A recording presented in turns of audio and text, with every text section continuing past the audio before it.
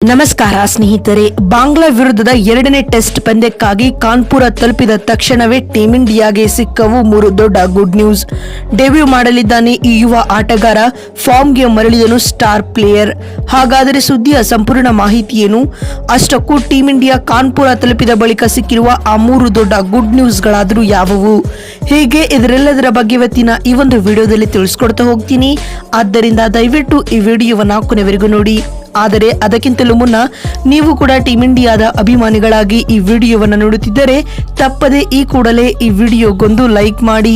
ಹೌದು ಸ್ನೇಹಿತರೆ, ಸದ್ಯ ನಿಮಗೆಲ್ಲ ಗೊತ್ತಿರುವಂತೆ ಟೀಂ ಇಂಡಿಯಾವು ಬಾಂಗ್ಲಾ ವಿರುದ್ಧ 2 ಪಂದ್ಯಗಳ ಟೆಸ್ಟ್ ಸರಣಿಯನ್ನ ಆಡುತ್ತಿದೆ.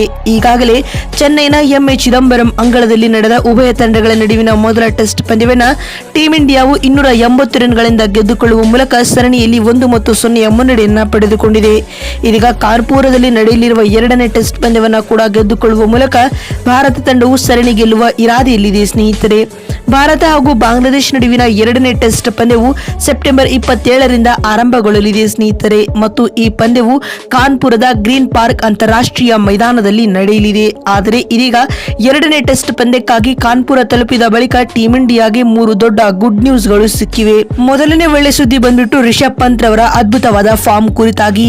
ಹೌದು ಸ್ನೇಹಿತರೆ, ಬರೋಬ್ಬರಿ 2 ವರ್ಷಗಳ ಬಳಿಕ ಟೀಂ ಇಂಡಿಯಾಗೆ ಕಂಬ್ಯಾಕ್ ಮಾಡಿರುವ ರಿಷಬ್ ಪಂತ್ ರವರು ತಾವು ಆಡಿದ ಮೊದಲ ಪಂದ್ಯದಲ್ಲಿ ಸ್ಫೋಟಕ ಶತಕ ಸಿಡಿಸಿ ಮಿಂಚಿದ್ದಾರೆ. ಮೊದಲ ಇನ್ನಿಂಗ್ಸ್ ನಲ್ಲಿ 39 ರನ್ ಬಾರಿಸಿದ ರಿಷಬ್ ಪಂತ್ ದ್ವಿತೀಯ ಇನ್ನಿಂಗ್ಸ್ ನಲ್ಲಿ 109 ರನ್ ಬಾರಿಸುವುದರೊಂದಿಗೆ ಟೀಂ ಇಂಡಿಯಾಗೆ ಗುಡ್ ನ್ಯೂಸ್ ನೀಡಿದ್ದಾರೆ ಸ್ನೇಹಿತರೆ. ಇದೀಗ ಪಂತ್ ಬಾಂಗ್ಲಾ ವಿರುದ್ಧದ ಎರಡನೇ ಟೆಸ್ಟ್ ಪಂದ್ಯದಲ್ಲಿ ಇದೇ ರೀತಿಯಾದ ಆಟವನ್ನ ಆಡಿದ್ದೇ ಆಗಿದ್ದಲ್ಲಿ ಟೀಂ ಇಂಡಿಯಾಗೆ ಸುಲಭ ಜಯ ದಕ್ಕಲಿದೆ ಅಂತ ಹೇಳಬಹುದು ಸ್ನೇಹಿತರೆ. ಮತ್ತು ಟೀಂ ಇಂಡಿಯಾಗೆ ಸಿಕ್ಕಿರುವ ಎರಡನೇ ಗುಡ್ ನ್ಯೂಸ್ ಬಂದ್ಬಿಟ್ಟು ಅದು ಸರ್ಫರಾಜ್ ಖಾನ್ ಅವರ ವಿಚಾರವಾಗಿ.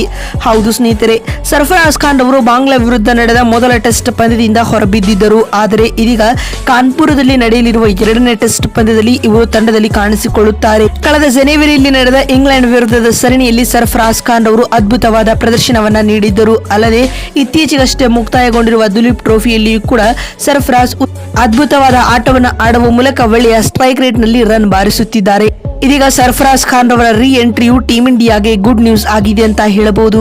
ಇನ್ನು ಕಾನ್ಪುರ ತಲುಪಿದ ಬಳಿಕ ಭಾರತ ತಂಡಕ್ಕೆ ಸಿಕ್ಕಿರುವ 3ನೇ ಮತ್ತು ಕೊನೆಯ ಗುಡ್ ನ್ಯೂಸ್ ಬಂದ್ಬಿಟ್ಟು ಪ್ರಾಕ್ಟೀಸ್ ಮ್ಯಾಚ್ ನಲ್ಲಿ ವಿರಾಟ್ ಕೊಹ್ಲಿ ರವರ ಆರ್ಭಟದ ವಿಚಾರವಾಗಿ. ಹೌದು ಸ್ನೇಹಿತರೆ, ಟೀಂ ಇಂಡಿಯಾ ಕಾನ್ಪುರ ತಲುಪಿದ ಕೂಡಲೇ ಪ್ರಾಕ್ಟೀಸ್ ಆರಂಭಿಸಿರುವ ವಿರಾಟ್ ಕೊಹ್ಲಿ ಅಭ್ಯಾಸ ಪಂದ್ಯದಲ್ಲಿ ಅಕ್ಷರಶಃ ಅಬ್ಬರಿಸುತ್ತಿದ್ದಾರೆ. ಇದರೊಂದಿಗೆ ಎರಡನೇ ಪಂದ್ಯಕ್ಕಾಗಿ ವಿರಾಟ್ ಕೊಹ್ಲಿ ಸಮರಾಭ್ಯಾಸವನ್ನ ಶುರು ಮಾಡಿದ್ದಾರೆ.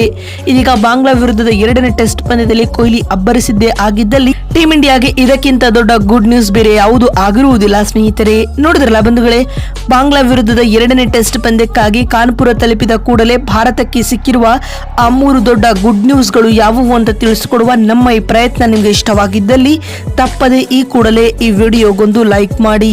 ಮತ್ತೊಂದು ವಿಡಿಯೋದಲ್ಲಿ ಸಿಗ್ತೀನಿ. ಅಲ್ಲಿವರೆಗೂ ನಮಸ್ಕಾರ, ಧನ್ಯವಾದಗಳು ಸ್ನೇಹಿತರೆ.